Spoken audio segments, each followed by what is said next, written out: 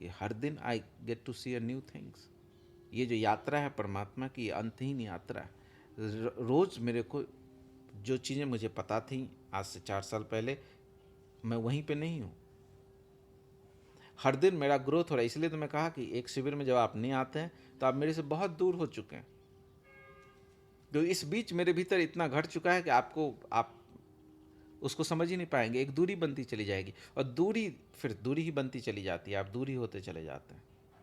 फिर आप उस ब्रिज को क्योंकि इतनी तेज़ी से आप दौड़ नहीं सकते जितनी तेज़ी से, क्योंकि मैं जिस तेज़ी से गुजर रहा हूँ, क्योंकि मैं फिर लौट के नहीं आऊँगा। तो आप समझिए, जो एक ऐसा विमान है जो कभी लौट के भी नहीं आएगा, वो भागे जा रहा है, भागे जा रहा है, और आपको उसकी गति, आप थोड़ा भी चूके कि वो बहुत भाग चुका है, तो फिर आपके लिए बड़ा कठिन होगा उसको मैनेज करना। तो कई बार ऐसा होता है कि जो लोग थोड़ा बहुत इधर उधर होता है, दूर चले जाते हैं, फिर दूर चले जाते हैं, फिर दूर जाते हैं तो मेरे खिलाफ उनको कोई थ्योरी करनी होगी, बगैर फिर मेरे विरोध किए बगैर आप चैन ही नहीं पा सकते।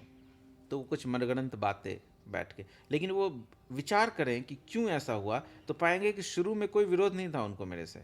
शुरू में जरा सी बात हुई और वो बस टाल दिया उन्होंने कि ठीक है, इस शिविर में नहीं जाते हैं, ये सतयोग अटेंड नहीं करते हैं, ये चीज़ नहीं करते हैं। लेकिन बाद में धीरे धीरे वो पाएंगे कि वो मेरे खिलाफ बहुत नेगेटिव, उनको हर चीज़ नेगेटिव दिखने लगा। और शुरू में ऐसा नहीं था। क्यों दिखने लगा? क्योंकि अगर नेगेटिव नहीं दिखे तो चैन से जी नहीं सकते। अब उनको मानना पड़ेगा कि आदमी गलत था, इसीलिए मैंने छोड़ दिया। जबकि उन्होंने छोड़ा नहीं हो, कॉन्शियस डिसीजन नहीं था, बस टाल दिया। जरा सी लापरवाही हुई और वो छूटते चले गए। वो छूटते चले गए, ये भी नहीं देखते हैं कि वो छूट गए। वो बोलेंगे हमने छोड़ दिया, लेकिन वो छूट गए। अब मैं कितना भी कोशिश करूँगा, आ जाओ, पास आओ, अब नहीं आ सकती। जैसे रहीम ने बोला है ना, रहीमन धागा प्रेम का मत दीजो चटकाए, टूटे तो जुटे नहीं, जुटे गांठ पड़ जाए। तो प्रेम के धागे में तो गांठ भी पड़ जाता है, लेकिन सत्य के धागे में गांठ भी नहीं पड़ता है।